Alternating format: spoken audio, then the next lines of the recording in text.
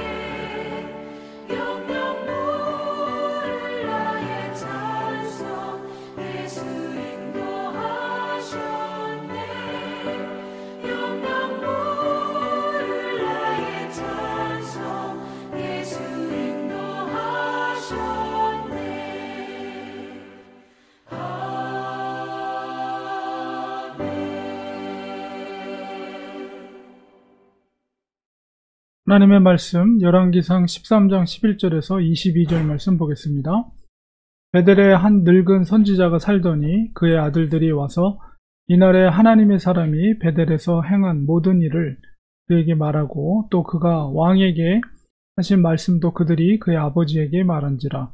그의 아버지가 그들에게 이르되 그가 어느 길로 가더냐 하니 그의 아들들이 유다에서부터 온 하나님의 사람의 간 길을 보았음이라.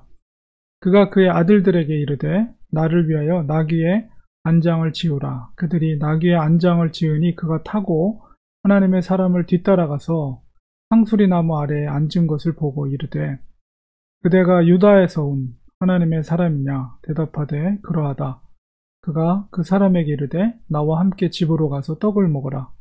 대답하되 나는 그대와 함께 돌아가지도 못하겠고 그대와 함께 들어가지도 못하겠으며 내가 이곳에서 그대와 함께 떡도 먹지 아니하고 물도 마시지 아니하리니 이는 여호와의 말씀이 내게 이르시기를 내가 거기서 떡도 먹지 말고 물도 마시지 말며 또 내가 오던 길로 되돌아 가지도 말라 하셨음이로다.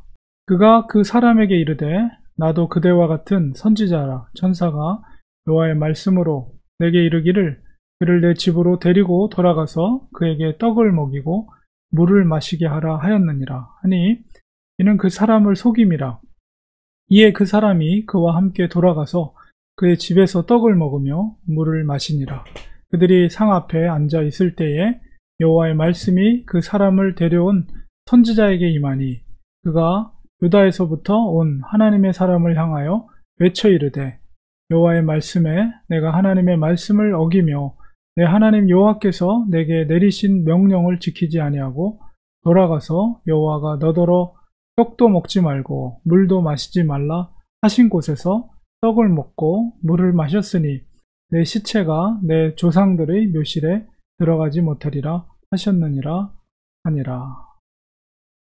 열왕기상 13장 11절에서 22절까지 말씀은 하나님의 사람이 바로 유다 땅에서 여로보암에게 그 산당에 대한 불법을 하나님의 말씀을 대언하기 위해서 왔다가 이제 되돌아가는 길 가운데 그 베델에 한 늙은 선지자가 살고 있었습니다.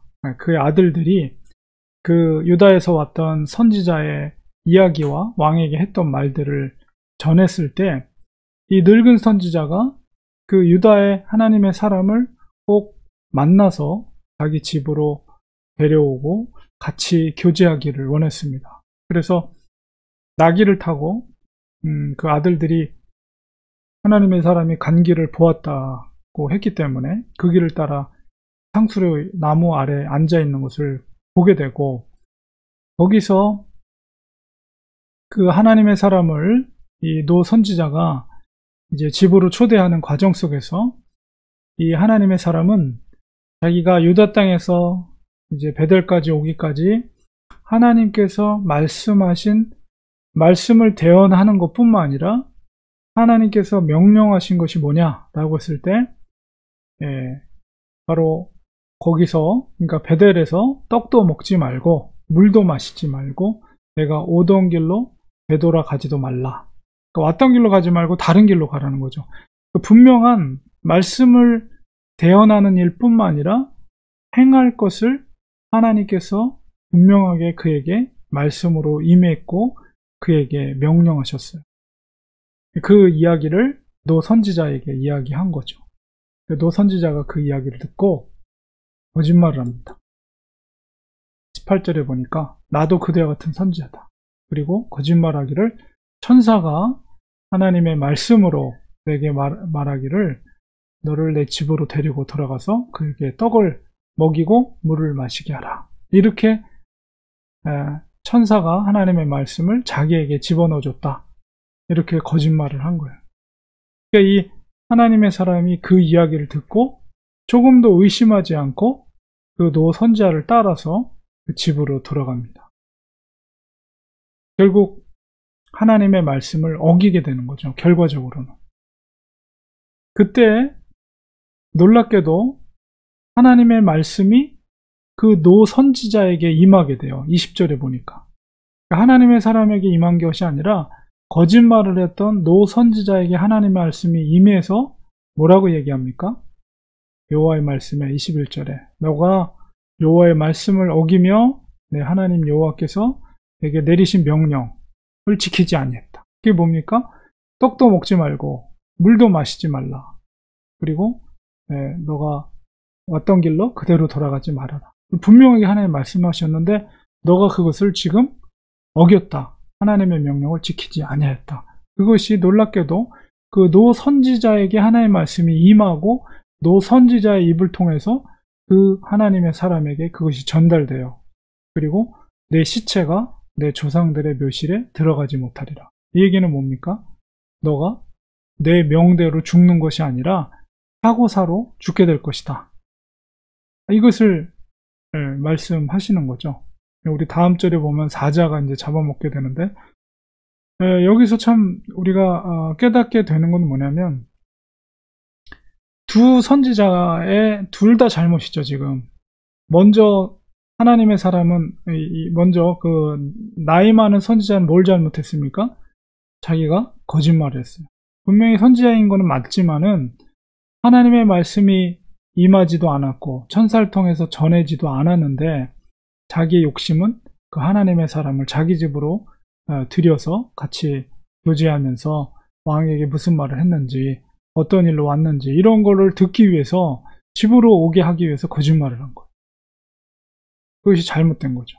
그리고 두 번째는 이 하나님의 사람이 잘못한 건 뭐냐면 분명히 자기에게 하나님의 말씀이 임했어요. 그건 보통 말이 아니었죠. 북쪽 이스라엘 왕에게 앞에 가서 하나님의 말씀을 대언하는 막중한 사명이에요.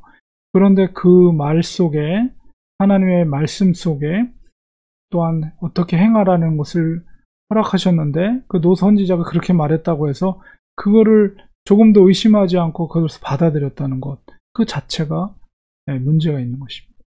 그래서 하나님께서 특별히 이렇게 이 선지자들의 에피소드, 사건이 이렇게 중간에 기록된 것은 이 북쪽 이스라엘 여로보암 왕에게 전달된 그 말씀이 얼마나 엄중한 하나님의 사명을 가지고 이 선지자가 그 역할을 했던 것인가에 대한 정말 확고한 증거를 오히려 이 사건을 통해서 깨닫게 하시는 거죠.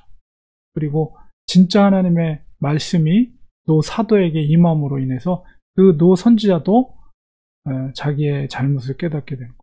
두렵고 떨림을 가지고 자기로 인해서 이 선지자가 하나님의 사람이 죽음을 맞이하게 되거든요. 다음 사건에 이어지는 거죠. 우리는 특별히 하나님의 말씀을 대언하는 선지자의 역할, 그리고 정말 그런 역할을 감당하는 사람들에게 있어서 정말 우리가 거짓말을 한다거나 아니면 하나님의 뜻을 분별하지 못한다거나 그리고 하나님의 말씀을 불순종한다거나 이런 것이 얼마나 무서운 결과를 초래하게 되는가, 이런 거를 우리가 깨닫게 됩니다. 물론 선지자, 특별히 하나님의 선지자를 향한 하나님의 말씀이고 그 사건이긴 하지만은, 그러나 오늘날 모든 교회 공동체, 만인 제사장으로서의 공동체로서, 교회 공동체로서 우리가 하나님의 뜻을 분별하면서 하나님의 뜻대로 지키고, 그리고 절대 거짓말하지 않고 그 뜻대로 순종하는 것이 얼마나 중요한 것인가를 우리가 깨닫고, 성도님들 우리 모두가 정말 주님의 하나님의 말씀을 정말 올바로 분별해낼 수 있는 우리가 되길 원합니다. 똑같은 성경인데도 어떤 관점을 가지고 우리가 성경을 읽어나가에 따라 이단이 될 수도 있는 거고, 정통 정말 기독교의 바운더리에 설 수 있는 것이죠. 동일한 성경을 보더라도. 그러니까 우리가 정말 건강한 안목을 가지고 성경을 이해하고 또 거기서 기도하면서 하나님의 뜻이 무엇인가를 분별해내고 그 뜻대로 또한 지켜나가는 것, 그것이 하나님께 영광을 올려드리고 또 하나님께 복을 받는 정말 방법이다, 비결이다 라는 것을 이 사건을 통해서 우리에게 또 적용을 해 봅니다. 기도하겠습니다. 하나님 아버지, 오늘 말씀 속에서 하나님의 말씀을 대언하는 하나님의 사람이 그 노 선지자의 거짓말에 그저 쉽게 이렇게 수긍해 버리는 그의 모습을 통해서 하나님은 그를 징계하는 것을 보게 됩니다. 특별히 오늘날 이 시대를 살아가는 우리 성도들에게 있어서도 정말 분별력을 주시고 정말 무엇이 참과 거짓인지에 대한 분명한 그런 지혜를 허락해 주시고, 또 말씀을 읽을 때 정말 균형 잡힌 그런 관점을 가지고 하나님의 말씀을 깨닫고 그 뜻대로 순종하는 우리가 되게 하여 주시옵소서. 예수님의 이름으로 간절히 기도합니다. 아멘. 이 시간에 우리 같이 기도하기 원합니다. 오늘 말씀을 기억하면서 하나님, 우리의 어떤 유익을 위해서 거짓말을 하는 우리들이 되지 않게 하소서. 또한 또 이 시대 가운데 하나님의 말씀을 올바로 분별해낼 수 있는 저희들이 될 수 있도록 하나님 도와주시옵소서. 지혜를 주시옵소서. 그리고 그 하나님의 뜻이 분명히 깨달아질 때는 어떤 상황 속에서라도 타협하지 않고 그 말씀을 순종하는 하나님의 사람들이 될 수 있도록 도와주시옵소서. 우리가 이렇게 함께 기도하기 원합니다. 또 우리 교회를 위해서 계속해서 기도해 주시고, 또 우리 사랑하는 성도님들 가정을 위해서, 또 자녀들을 위해서 기도해 주시고, 또 몸이 연약한 성도님들을 위해서 중보 기도해 주시고, 특별히 선교사님들을 위해서 기도하기 원합니다. 이 시간에 우리 같이 합심하여 간절히 기도하겠습니다. 하나님 아버지, 오늘 말씀을 우리가 기억하면서 우리가 자기의 유익을 구하기 위해서 공동체 안에서 거짓말을 하는 그런 어리석은 우를 범하지 않게 하여 주시고, 또 하나님의 뜻을 우리가 분별해 알 수 있는 지혜를 저희들에게 허락해 주시옵소서. 또한 분명 하나님의 뜻이 깨달아졌다면 어떤 상황 속에서라도 타협하지 않고 그 하나님의 뜻대로 순종할 수 있는 우리들이 되게 도와주시옵소서. 우리 렌추아님 교회를 사랑해 주시옵소서. 우리 교회를 주께서 사랑해 주시고 믿음의 반석 위에, 보혈의 반석 위에 세워진 든든한 교회가 돼서 성도님들 한 분 한 분이 그 복음의 능력 가운데 하루하루 살아가게 하여 주시고, 십자가를 의지하며 살아갈 수 있는 우리의 사랑하는 성도들 모두가 될 수 있도록 인도하여 주시옵소서. 성도들의 가정을 축복해 주시고, 자녀들을 주님께서 붙들어 주셔서 믿음의 자녀들 받을 수 있도록 도와주시고, 하나님을 인격적으로 만나고 주님의 뜻대로 살아가는 믿음의 자녀들 되게 인도하여 주시옵소서. 또 성도들의 일터를 주님 축복해 주시고, 힘들고 어려운 시대 가운데 정말 하나님께서 그 일터를 축복해 주셔서 정말 건강을 지켜주시고, 또 그곳에서 많은 사람들에게 그리스도의 사랑을 증거할 수 있는 일터가 되게 도와주시옵소서. 몸이 연약한 성도들 주님께서 특별히 치유의 은혜를 베풀어 주셔서 영육간의 강건함으로 하나님 붙잡아 주시고, 이 땅에 사는 동안에 하나님 건강하게 살 수 있도록 하나님 붙들어 주시옵소서. 예수 그리스도 이름으로 간절히 우리가 중보하며 기도할 때, 그 능력의 이름으로 기도할 때 병마가 물러가게 하시고 치유와 회복의 역사가 일어날 수 있도록 하나님 도와 주시옵소서. 오늘 하루도 주님과 동행하는 복된 하루, 성령 충만한 하루가 될 수 있도록 하나님 지켜주시고, 성도님들 한 분 한 분 하나님께서 눈동자같이 지켜주시고 항상 함께하여 주시옵소서. 우리의 길을 인도하여 주시옵소서. 예수님의 이름으로 간절히 기도리옵나이다. 아멘. 이 시간에 우리 축도로 예배 마치도록 하겠습니다. 이제는 예수 그리스도의 크신 사랑하심과 하늘아버지의 크신 은혜와 성령 하나님의 함께하심 도우심이 우리 사랑하는 성도들 머리 위에, 그 가정 위에, 우리가 섬기는 교회 위에 지금부터 영원까지 함께 계실지어다. 아멘.